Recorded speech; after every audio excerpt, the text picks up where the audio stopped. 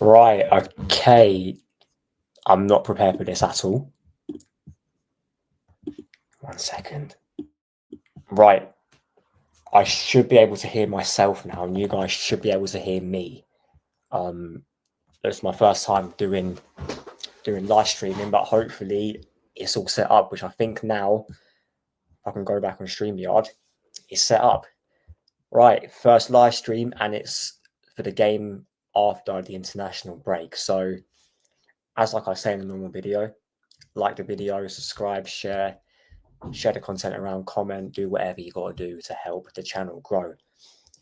And we've got a few things to cover today. I'm going to go through Arteta's press conference first of all because he has just done it. Well, I guess I'm looking on football.london, so there has been quite a few things on there within the past sort of hour. And yeah, we're going to go through his press conference. We've had news about Saka and Saliba as well regarding their new contracts from Fabrizio. Whether you guys want to trust him after that absolute mare of a transfer window he's had, I'll let you guys decide that. But we are going to start with his press conference because he has stated whether players are fit, whether players are not going to be there. I'm going to start off with saying that he said that Bukayo Saka is still out, so he will not feature in this game. And that's obviously a good thing for me because number one, it gives the likes of Nottingham and them lot to get a game against Nottingham Forest, which I do believe we will win this game. However, I don't really see. 1 second. Can I see myself? However, I don't really see. Yeah. Okay. Right. I should be clear. And it gives the likes of Madueke, Martinelli will probably start this game. Although saying that, I think Eze will start this game instead of Martinelli, I think, because it's the first game back. We've got a massive month ahead in terms of we've got Man City to play. We've got our first couple Champions League games. We've got Newcastle away, I believe, the end of September. So, yeah, I think he will give Eze a start.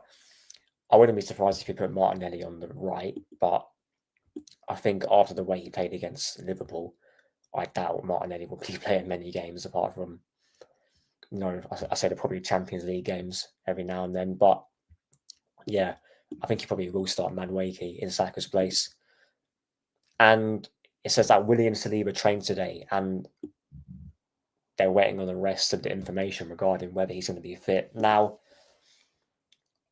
I'll be honest with you, I will not be surprised at all if William Saliba starts. And if I'm being real, I do not want him to start. And the reason I'm saying that is because we saw Mosquera come on at Anfield, played near enough a full game, and looked excellent. I don't see why Saliba should be rushed back with this game. To be fair, it was reported that Saliba would be out for a month, so the fact that he's back in training pretty early kind of concerns me because we all know what this guy's like with his man management. But yeah, I would not start Saliba in this game at all. Arteta on Hincapie. I'm still learning how to pronounce his name, by the way, so I probably have got it wrong. He's a player that Arsenal have wanted for years, and with the departure of Jakub Kivior as well, he was needed as another player who could play in that position. There's obviously not been reports on whether we have wanted him for years. Maybe they have internally, I don't know. But to be honest, I don't really quite remember at all when we were ever linked to him. On if Hincapie can play, he says that he's ready to go. He's trained for 2 days. He was very successful at the end under Argentina. I think he means if he's playing against Argentina. And then he goes on to talk about Ange Postecoglou because obviously I'd done the video the other day saying that Ange Postecoglou has joined Nottingham Forest, and to be fair, I think that appointment anyway was not good in my opinion because Nottingham Forest, especially under Nuno, they were a team that are known for defensive low block football and then hitting on the counter attack. And you're bringing in Ange Postecoglou for a game at the Emirates away at Arsenal and playing his type of football, it's all out attack, hardly any defending, two at the back at best. And I saw this as well on Twitter, especially with the centre back Milenkovic, because he isn't exactly the most mobile. And we saw when Tottenham first were playing on the Ange, he had Eric Dyer, who he got rid of pretty early on because he just couldn't play a system. And I can see the same happening to the likes of Milenkovic and that, because they've always been, sitting very deep, hitting on the counter. They've got Alanga, Hudson-Odoi, Gibbs White in transition, and they've got a good striker in Chris Wood. And I can see the pace with the likes of Hudson-Odoi and Alanga benefiting Ange in this way, but I don't see how they're defensively going to set up, because, to be fair, I'm not sure how many days he's had on the training ground with the likes of the players that didn't go on international duty. However, I can't really see him fully implementing a system, especially in this type of game as well, because I think the past couple of years, I think since they came back into the league, Nottingham Forest, they lost to Arsenal. I think we beat them 5-0, we beat them 2-1, and then we beat them 3-0 last season. And Ange's record at the Emirates was not great at all. I think he got a draw in his first season, and we beat them last season at home, and then we beat them twice at their ground. So I think it's 3 losses, 1 draw for Ange with Tottenham. But yeah, I don't think he will put his fingerprint on this thing straight away. I think he will try to be a bit pragmatic, and I think he can be pragmatic, Ange can, because we saw in that one game in the Europa League final, when he wants to coach a defence, he can. The problem with him is that he's too naive, which is why I got asked this question: would I take Ange Postecoglou at Arsenal? I was mixed on it because I like the way he attacks in his games. However, if you want to win a league title, you've got to have a good defensive system, and that's not one thing that he just has, really. But yeah, anyway, moving on. On Edu returning and Berto comparisons, Arteta says that when he joined, he was a big part of the transformation in the club, and then he decided to leave. It's not a case of comparing two people. You haven't got to be an idiot to say that Andrea Berta is way better than Edu. And pretty sure since Edu got... Jesus Christ, that was loud. I'm pretty sure since Edu got the appointment, I think he had a falling out with Nuno as well. And another thing I forgot to mention as well, Ange is Greek, Marinakis is Greek. We can kind of see where the connection is going to come from. And like I said in my TikTok video, and I think I posted it out on here as well, Nuno and what's his name, Marinakis, they've been having beef for a while. But I remember a game that they drew because they pretty much bottled the top 4 places, or top 5 as it was last season, and you could tell there was a bit of tension from the get-go. And you could see that, look, if Nuno was to do well, you could tell he was always on the sort of verge of being sacked. And to be fair, for the start they had of the season, he didn't deserve to get sacked, not even from that. I think they won their first game of the season. Let me check the Premier League website. Premier League table. If you're watching on playback as well, make sure you are smashing a like as well, by the way. It's hard to see who's actually watching right now because I can't see it on here. But Nottingham Forest, if you look at their matches, they beat Brentford opening game of the season. They drew to Selhurst Park away from home, and they got banged 3-0 at home by West Ham. I think that result is bad against West Ham. However, he did not deserve to be sacked at all. Because, let's be honest, Nottingham Forest overachieved massively last season. And, if you were to tell me from the year before that a front line of Chris Wood, who, by the way, I think Chris was a decent player, but a front line of Anthony Elanga, Chris Wood, and Hudson-Odoi, along with the other names that they've got, because they haven't got many standout names in their team. Let's just be honest. And look, I would not expect them to even get Europe, to be honest, because even when Nuno came in, I think they did struggle a little bit towards the beginning. However, look, a win, loss, and a draw after the first 3 games for a team like Forest isn't all that. It's not that bad. And they got to what? I think they got to a semi-final in the FA Cup last season as well. No one would have expected them to get that at all. And people were saying, like, yeah, Marinakis spent a lot of money. Let's just be honest. Did he spend that money with the ambition to get to where they have? Because they're in the Europa League now. Whether they deserve to be in it, that's a whole different story. In my opinion, they don't. However, they're in there. Do I think their squad will handle it? I don't think so at all.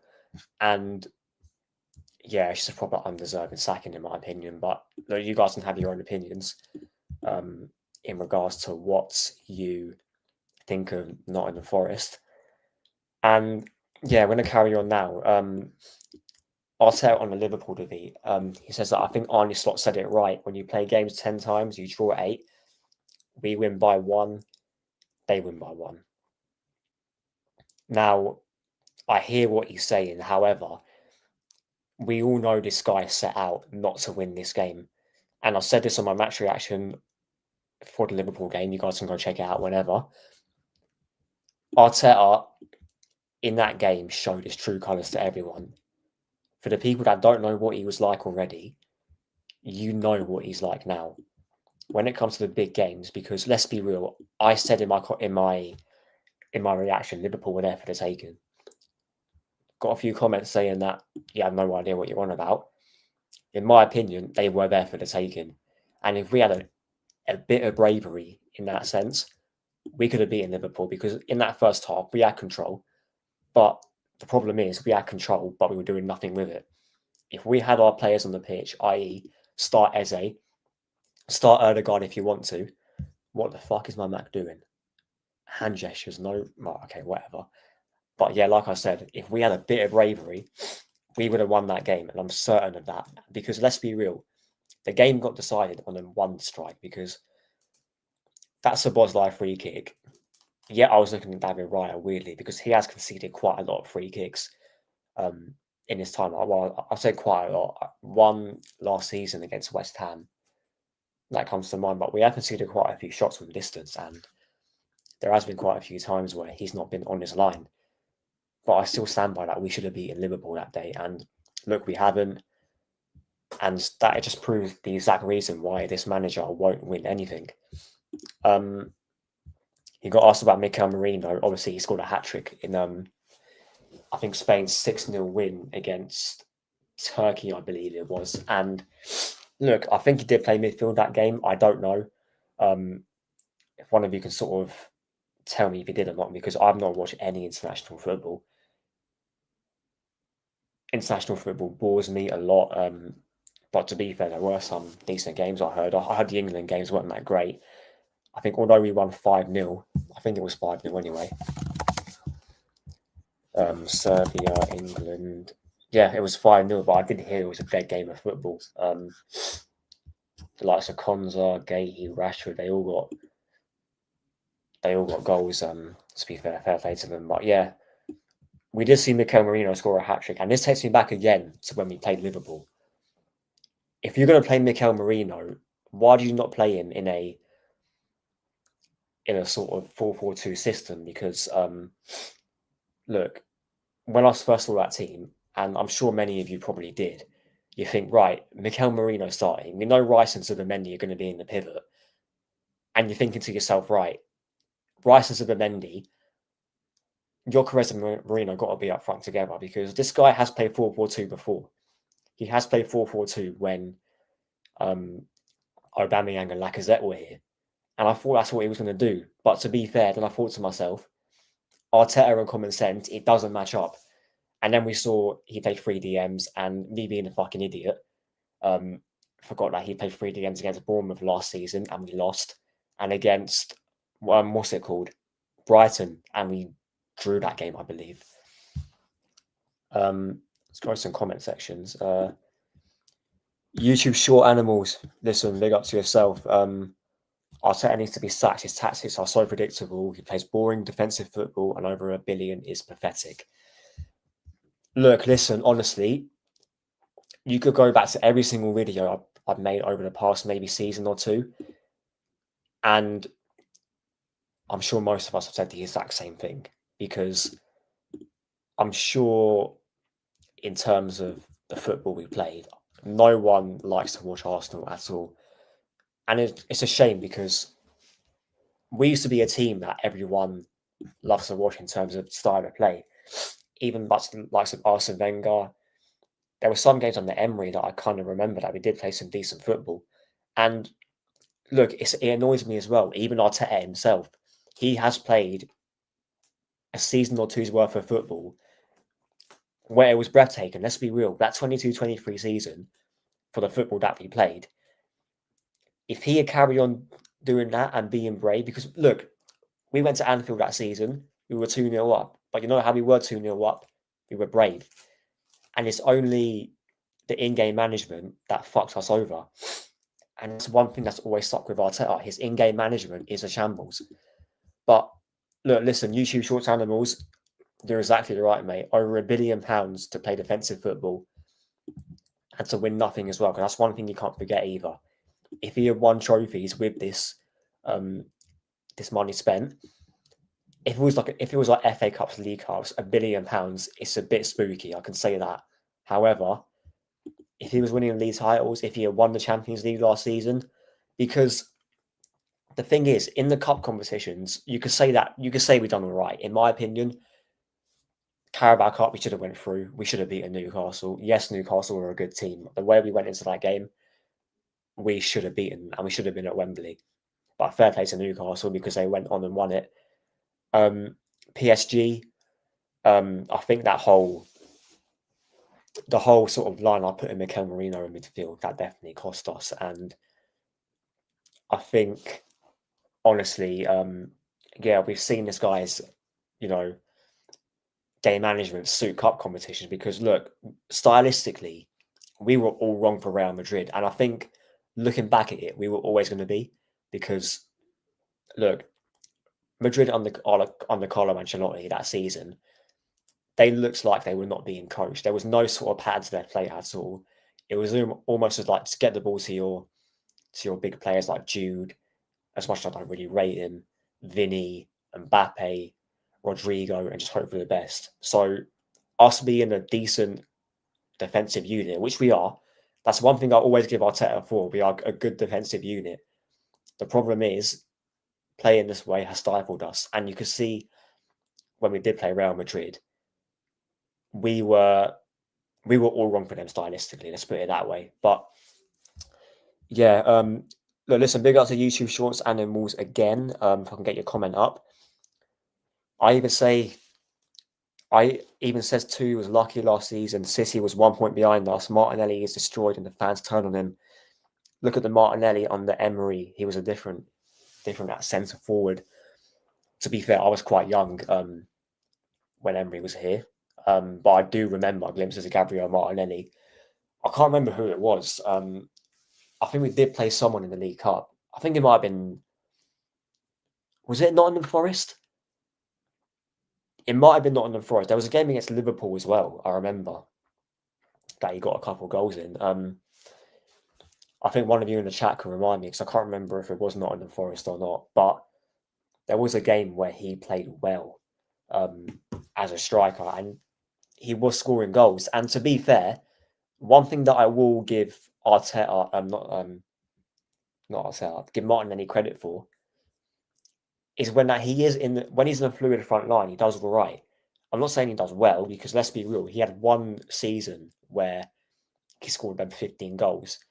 And look, he is a striker. I'm not going to get it twisted. He is a number 9. He is someone who likes to score goals. And when you put him as a touchline winger, just like Arteta has done, he's not that player. And that's another thing with Emery as well. He gets the best out of attackers. And when he played Aubameyang and Lacazette together, they got about, I can't remember how many goals they got, but they were cooking. And then he's gone to Aston Villa now, Emery, and he was getting good output out of Watkins. Look, Watkins has always been a decent player, but he wasn't getting the output that he was getting under Emery, under Dean Smith. And that just shows Emery is a good coach and he can get the best out of his attackers. And that's the reason he's won Europa Leagues. What? I think he won 4 of them. I think he won 3 with Sevilla in a row, and then he won. Then he won it with Villarreal when he beat us. But yeah, what else he got here? Throwing was our tactics against PSG and Marino. That is a sackable offence. Look, I agree with you, mate. To go into a Champions League semi-final away from home and to play that type of way is crazy considering the players that we have. And look, if we scored, because we had 3 chances in that game, we should have been about 2-0 up on the night. But look, if we had scored one of them goals, that would have all been forgotten about. And I'm glad a lot of people have brought that up because it just shows this guy can't coach when it really matters. He's a good coach. I give him that. He can coach a stable unit. And we've seen that because this guy's tried loads of different systems, but it's down to his decision making and his temperament as to why it's not worked. And the fact he resorted to that in the semi-final is wild. I meant even getting second position was lucky as it's a 2-horse race. I totally hear it. I completely hear it, bro, honestly. Yeah, we've gotten lucky in certain parts, but yeah, it's that season in particular when you bottled the 8-point lead. That was the one. That was the one that we should have definitely won. And even to be fair, the one where we bottled the game against Aston Villa. If we had won that game, we win the league, and we did win all our games, I believe. Anyway, on Arteta, he's getting asked if it's good to have Ange back. This Tom Cameron guy is a fucking weirdo, isn't he? He's asking some random questions. Tell me about your DNA, Arsenal DNA. And then Arteta replies, we can go do a blood test. Bro, what is his press conference? You got asked about David Raya with his record. You got asked about Kai Havertz. Says, yeah, he's looking really good. I mean, he's working freely. He's starting to load that knee, pause, and to start to do some hits. Obviously, as I said before, I think it will take him from weeks to months. But knowing Kai, I cannot give you any time scale. I'll stop him right there. No, we can't give him a time scale because this guy rushes players back stupidly. Because I know what he's going to try to do. No, because we know what you're going to do, mate. Same with Gabriel Jesus. I can fucking bet that. So I think he's in a good moment. It was a very tough decision for him to go and have the procedure done, but I think it was necessary. And it was the right decision from the medical team to persuade him to do that. And look, big up YouTube Sports Animals. I will get to your comments in a second because you are saying quite a lot of things that I'm about to say, which is nice to see that people have the same thoughts as me. Obviously, we've seen during the week that people with different thoughts can get stuff done to them. I'm not going to get into that, but yeah, it's a crazy world out there, isn't it? But yeah, like I said before, this guy, in terms of injuries, this guy is massively to blame, Arteta, for the way that our squad has pretty much fallen apart. And look, people are using the injury excuse from last season, saying the reason why we never got close to even winning the league is because of injuries. That's all great and all, but number one, he's a massive part of them. I'm going to look at how many Premier League appearances Bukayo Saka has right now. Bukayo Saka statistics, okay. So I guarantee you it's well over 250, probably close to 300 at this point. He has got 197 appearances in the Premier League. 1 second.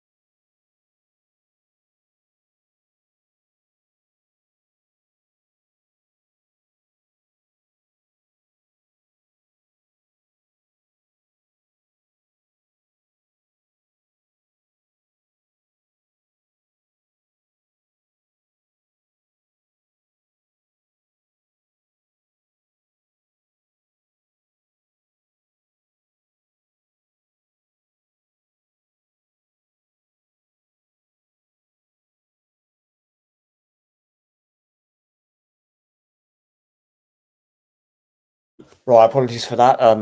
Just had to go do something, but yeah, we're back. What was I saying? That's right. I was talking about Bukayo Saka's the amount of games that he played, but yeah, he's played so many games, and I wasn't alive, or I wasn't born, should I say, when the likes of Michael Owen were playing. And from what I've heard from quite a lot of older people than me, is that he played so many games and his career was done early. And to be fair, it was probably the same with Wayne Rooney. But to be fair with Rooney, you could tell that his lifestyle choices were not helping him at all.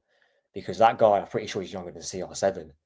And the way that he looks now is you can tell that he's not that kind of had a reason as to why he didn't play for as long as he did. But yeah, that's just sort of my thoughts on the injury situation. I'm gonna go through some comments again now. Big up to you again. Would he get sacks this season if he doesn't win? It's crazy because Josh Kroenke came out, didn't he, and said something about if that Arteta's gotten everything that he needs and he should be expected to win, something along them lines. I'm not quite sure as to exactly what he said, but yeah, I find it weird that those came out because do I think he will be sacked? I don't know. I genuinely, because I can't really see it because we know with the Cronkies that they care about top four. I think if we were to fall out of the top four for whatever reason, which I don't think we will, then I think he goes. But yeah, I don't really see how they would sack him. Whether he leaves on his own accord, maybe I don't know. But I do want to trick myself into believing that we can sort of you know hopefully he can just get sacked, but I don't know honestly because this guy's gotten so much.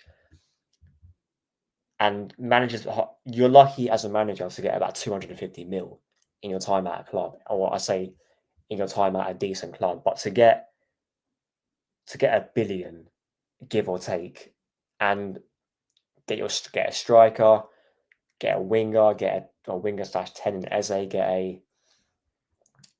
get another backup for Bukayo Saka and Madueke, to have all these contracts signed, to have all this given to you in your first job as well. Because let's get it straight. This guy has no experience, and the one game that he managed before Arsenal was I think it was a Champions League game against Lyon, and I think he lost that. I think, and that broke some weird record. But yeah, carry on with some of these. Quite a lot of waffle. Quite a lot of waffle in this press conference.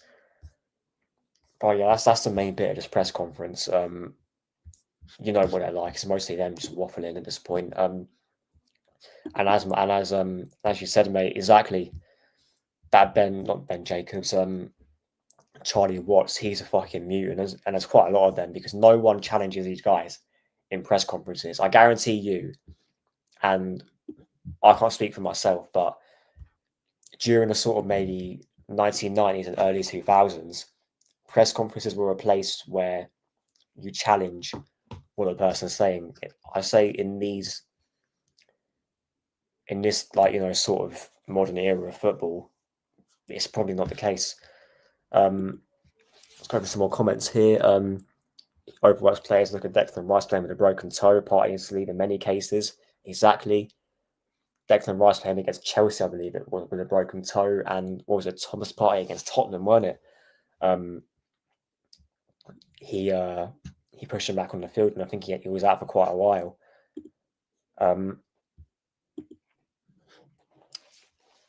Arteta, big up the backbencher. Arteta fanboys are one of the view that was one. Arteta fanboys are of the view that we have an average squad. It is because of Arteta. Are we even competing for a title? Look, that's probably copium, isn't it? Because, and to be fair, I have seen quite a lot of people say that we've got a squad to compete. And look, they can say that we have an average squad, right? However, as a coach, you have to get the best out of your players. No, hardly any manager, like, I guarantee you, those of you in the chat right now, you guys can't think of 5 managers that have been given everything before they've managed to win something or before they've been given time to win something. It seems like this guy's the only manager who has to be given every single little piece. And I'm talking about a new goalkeeper, because he had about three or four of them. A back line of his, apart from Saliba, because he rocked up before him. A midfield, that's his. An attack, that is his now. Now, whether he wanted Gyökeres, because I don't think he did, I think he wanted Benjamin Sesko. And look, and you got these guys, look, and like you said, mate, calling this squad average. I've not seen much of that, but I guarantee you it's number one copium, and they're forgetting the facts that as a coach, you got a coach. Like, he is not doing his job. He's not doing what is part of his job description. Let's put it that way. And look, are we competing for a title? I think it won't be as bad as last season, but I don't think, actually tell a lie, because the way we played against Liverpool, fucking hell, and the way he's not going to get the best out of Gyökeres, I think it will be the same as last season, to be fair. But it's only a matter of, will the teams below us actually capitalise, because we got lucky last season, thinking about it now, with the way that, Man United, Tottenham, Chelsea weren't fully up there because they went through a little blip. Man City were awful, but somehow finished about 3 or 4 points behind us, something stupid like that. But yeah, listen, big up to yourself. And if someone challenges this cameraman, they will be taken off. So it's not really worth risking your job. I kind of hear that as well, because, and I'm not saying go out there and lose your job. I'm saying voice your opinion. And I get why people don't do that. It's because not even football, society is silencing people. You've only got to look at the fucking Charlie Kirk incident and what happened with that. Yes, his opinions were fucking crazy. Don't get it twisted. And I don't want to get into that fully. However, if you have an opinion, you should be allowed for someone to debate it, not fucking shoot them. But that's a whole different story, and that's kind of why I hear the facts about him risking his job. He's been given too much power, and his ego is even bigger. I totally hear that as well, because this guy, I'm convinced this guy's got more power than Arsene Wenger had, and it's funny you mentioned that as well, because the club wanted this guy wanted Arteta. The club wanted Arteta before Arsene Wenger left, I believe. I think before Emery got appointed, Arteta was the one of the first choices, which it just shows you that the sort of regime that was here before. Yes, Kroenke's still here, but I think was Gazidis there as well. I can't remember if he was or not. I can't remember who was on the board at the time, but you guys got to let me know if they were still here, because look, I think Arteta having the ego, I don't know where it comes from. Yes, you work with Pep, you won stuff with Pep, but yeah, it's no right to have that ego.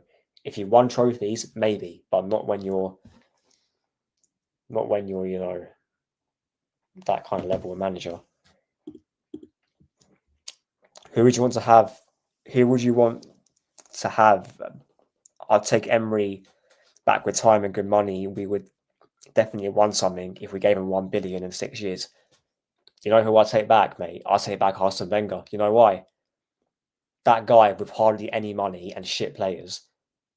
Look at what he got out of some of them players, and and some of them players that weren't good enough, he won FA Cups. And look, I guarantee you, if we took Emery back, I'm not sure about Premier League titles. However, we would definitely won something. And you know what? To say that we would have won the Champions League, that's not even crazy to say.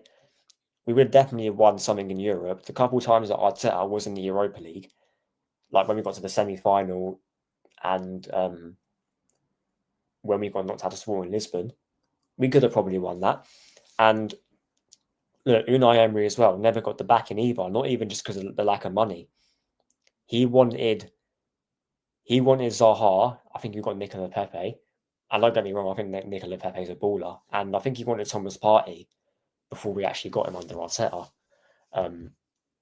But yeah, I totally hear your Emery shout. I wouldn't mind taking Arsene Wenger back. I wouldn't mind taking Iraola, Glasner. I wouldn't mind him at all because we had the players to play three at the back and play it well, not like fucking Amorim at Manchester United. And he was another manager who I would have taken when he was at Sporting Lisbon. Obviously not now, seeing how the system works in the Prem. But we need a manager who sees the players that we got because we have got some good players. No one can argue that the squad is there, and we've even got some depth now. However, the one thing holding us back is Arteta. That's what everyone can agree with. Big up to Kurt Andrews. Do you reckon we will beat Forest? I think we will beat Forest. I think it will be a comfortable game. Because I did say before at the start of the stream, I think Ange will try to sort of adapt his system to his players, but I don't think it will go well. And their defenders aren't exactly quick either, especially that Milenkovic, who is definitely gettable. But yeah, I think we're at home. We have had an international break. And I think we will beat Forest comfortably. I think it'll be 2-3-0, something like that. I don't really see us conceding, really, because our defence is pretty solid. Even if either Mosquera or Hincapié will play. But yeah, I think we will beat. I think we will beat. Will beat Forest. They got to YouTube short animals again. Ethan Skelly will thrive, and Dowman. I forgot about Dowman as well. Thank you for reminding me.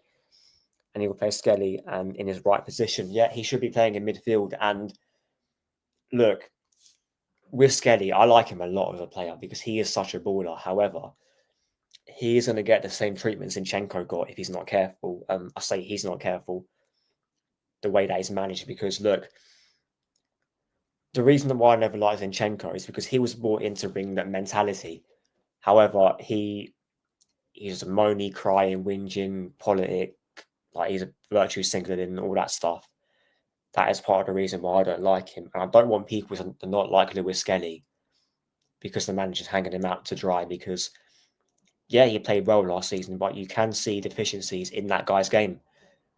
The amount of times the ball is clipped over towards the top and he's getting caught out, he's giving away penalties, he's looking sloppy, and everything about his game should be playing in midfield. And look, you can, like, because Declan Rice, he's played way too many games, I think, at this point, and you can definitely see that he deserves a rest, and he should be getting a rest because he plays games for England as well.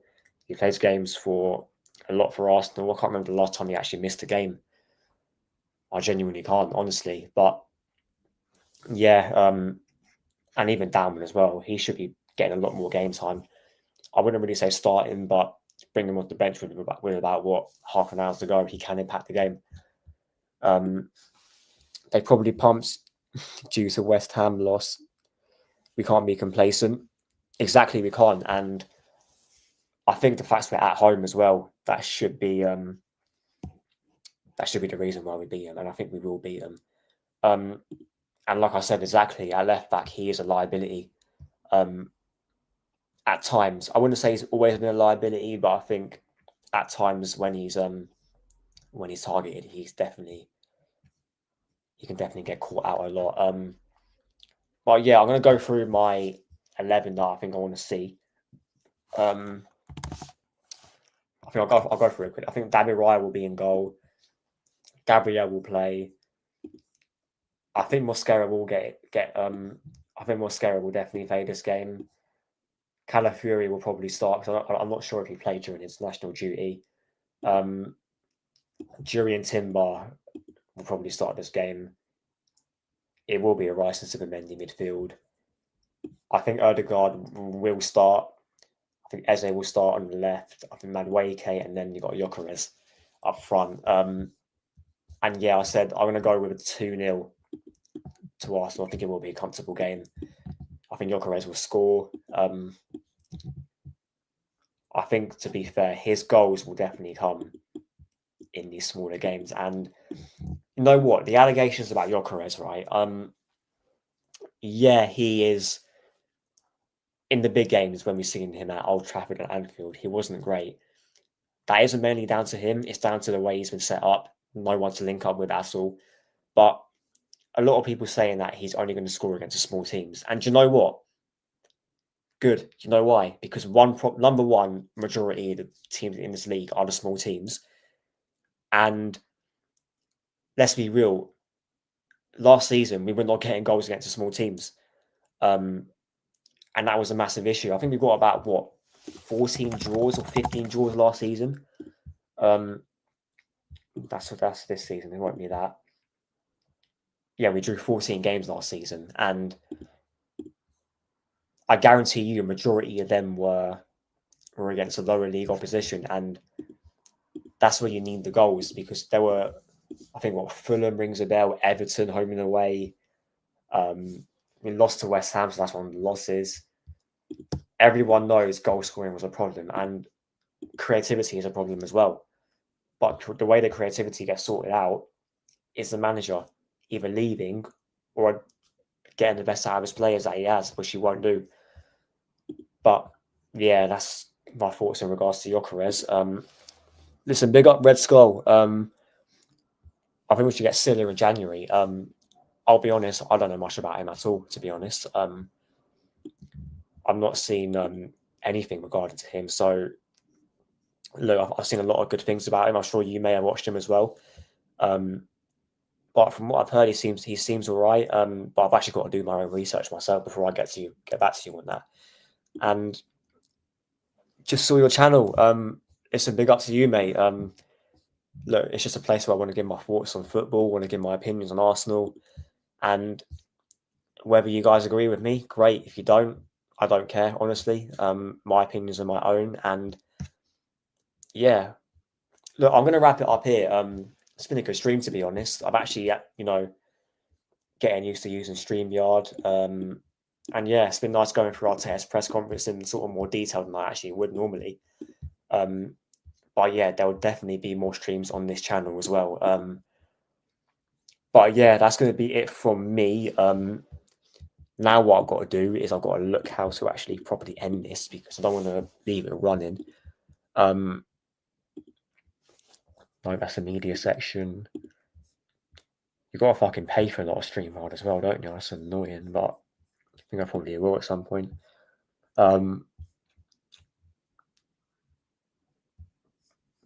But yeah, I'll go for the last comment before I wrap up. Big up to Red Skull again. I think Arsenal just need free signing to complete a full transfer. I'm assuming you mean 3 more signings. Is that right? But listen, yeah, big up to you anyway. And to be fair, in regards to signings, we have had way more than enough, in my opinion. But yeah, I'm going to wrap it up here. Any of you who watch live, big yourself up. If you're watching on playback, which I'm hoping it gets put to YouTube, hopefully, because I'm not sure how it works in regards to actually putting it on there. But yeah, like I said, we are going to wrap it up here. Big up to everyone who has watched, and I'll see you a lot for hopefully a match reaction tomorrow if I get time. Right, in a bit.